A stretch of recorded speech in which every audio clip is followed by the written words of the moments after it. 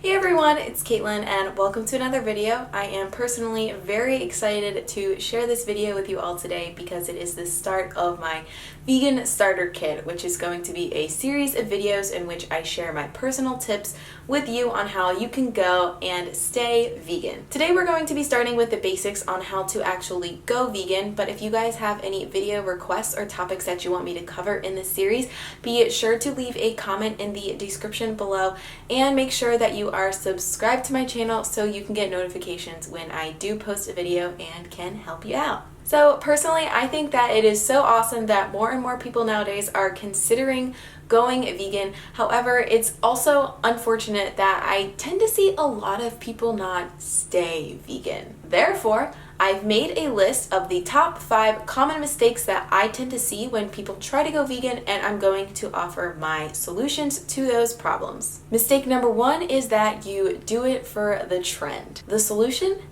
Educate yourself.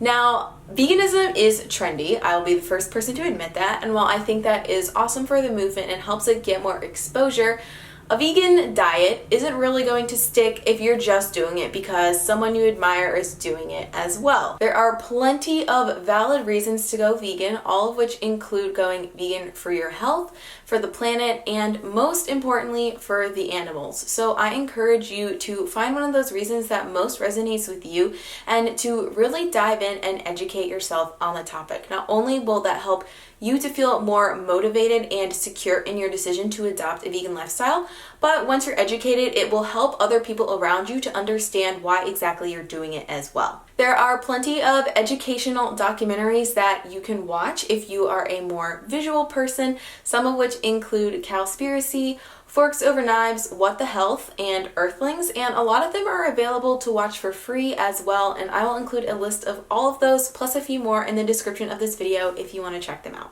Mistake number 2 is that you feel tired. My solution? Make sure you're eating enough food. When you come from a standard American diet or a diet that is heavier in animal products, including meat and dairy, it can be hard to realize that plants are not as calorically dilute as animal products. So for example, if you look at this diagram here, eating 500 calories of plants would fill your stomach completely up, whereas eating 500 calories of meat or cheese or really oily fried foods is not going to fill your stomach up. So you would end up eating more of those in order to feel satiated, whereas with plants you may think you're satiated but realize that you're not eating enough. And this does come with practice, so I encourage everyone to always listen to their hunger cues and eat until they're full and satisfied.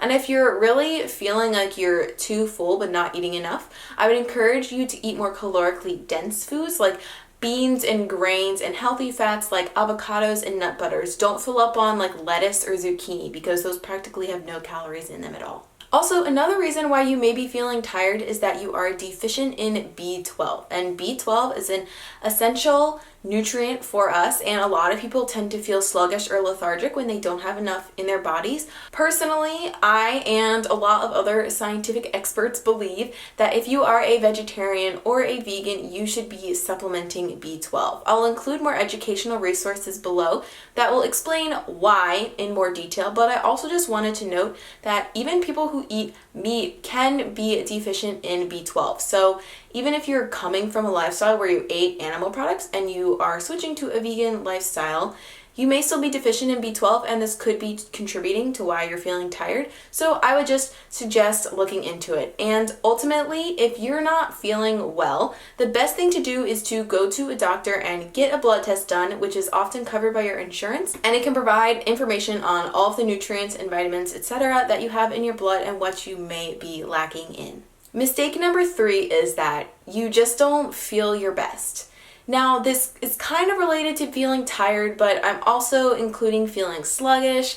Maybe your skin is acting up, maybe you're bloated or having digestive issues. So my tip for this would be to focus on whole plant foods. Now, when you're vegan, you obviously have a wide variety of products that you can eat. There are some that are more processed than others, and there are some that are very minimally processed. And as someone who advocates a healthy lifestyle, I would advise you to eat as close to the whole plant food as possible. So minimally processed grains, whole vegetables like potatoes, include some celery, zucchini, squash, apples, bananas, raspberries, blueberries. There are so many different fruits and vegetables out there that you could probably experiment your whole life and practically eat something new every day and still have it be vegan. Another thing I want to stress is to make sure you're eating lots of greens. I personally think that you can never eat enough leafy green or green vegetables because they are so nutrient dense and so good for you. Once I started including more greens in my diet, my skin got so much better.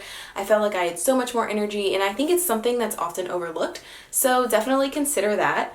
And then finally, I just wanted to briefly talk about the concept of a detox period. So when your body switches from a diet that is less healthy to a diet that is healthier, your body still has to get rid of the bad things that are inside of it before it can start to experience the good. And this can happen really commonly with a vegan diet. So maybe in the first week or so of you going vegan, you might notice that you feel more bloated or gassy, or you have more acne on your face, but it's really your body just getting used to eating more plant fiber and expelling all the other toxins that it already had inside of it.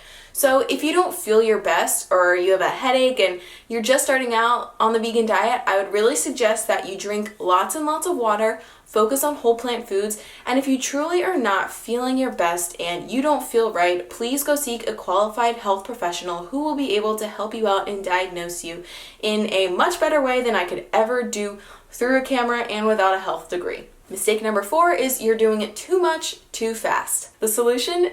Keep it simple, stupid. Get it? No. Oh, okay, anyways. Some people can watch a documentary and decide to go vegan overnight.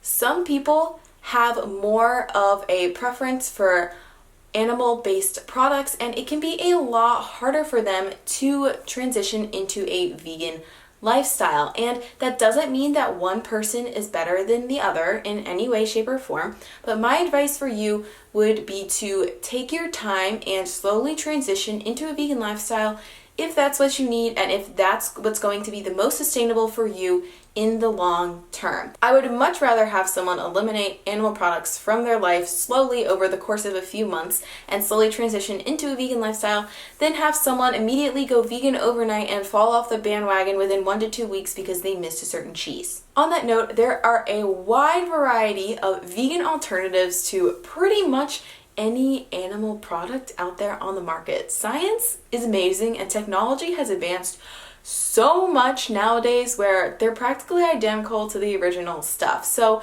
if you feel like you need these products to help you transition into a vegan lifestyle, I say go for it and experiment them, but I would also say that don't feel like you have to purchase them in order to be a vegan.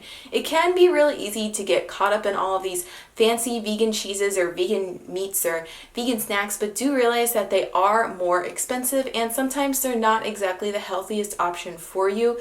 So like I previously said, I really think that you will feel your best on a vegan diet when you're eating a variety of whole plant-based foods and that you're eating as minimally processed as possible. But you know, life is meant to be lived. If you want vegan ice cream, go ahead and buy some vegan ice cream. Also, I just want to quickly mention that there are a lot of different sectors of the vegan diet, which may include certain macronutrient ratios or whether your food should be cooked or raw or what time of day you should be eating at. But realistically, as long as you go vegan and you find something that works for you, I think that is the best option for you. So don't feel pressure to join any certain movements or eat a certain way if you really don't think that's going to align with your lifestyle and what you personally enjoy. Mistake number 5 is that you feel alone, and the solution is to simply create your own community. Some people's families are really supportive when they decide to go vegan and some people's are not. And I understand that when you're doing something and everyone in your everyday life seems to be judging you for it, it can feel isolating and you may not feel truly yourself. However, I want you to know that you are never alone. It can be really easy to interact with and find other vegans in your area physically, or to create a social community online of other supportive people who are going to build you up and help you along this journey. If you want to find other vegans in your area, meetup.com is a great place to start looking. They often have vegan meetups listed. There are also a lot of local Facebook pages that you could look into. So in terms of creating your online community, I highly suggest you either make an Instagram account and just start posting your vegan meals, or start commenting and interacting with other vegans. We're all very friendly and we want you to succeed, and we love talking about vegan food just as much as you probably like talking about vegan food, so please do reach out to us. On that note, I do want to say, if you're not into making an Instagram account or you just don't want to do that, again, there are a lot of different Facebook pages that are just general vegan pages where a lot of people will post their vegan meals on there, or just interact with other friends and build a community that way. And mostly everyone nowadays, I feel like, has a Facebook, so that could be something you could check out too. But at the end of the day, I really do want to stress that if you want to try to go vegan, it is totally possible. You are not alone, and you have plenty of resources and people here who want to support you and want you to succeed. Alright guys, that sums it up for my main tips, but if you have any other tips in terms of how to succeed on a vegan lifestyle, please leave them in the comments below so we can all help each other out.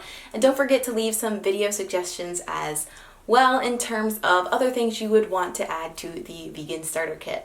Alright guys, thank you so much for watching. I really appreciate it, and I will see you in the next video. Bye!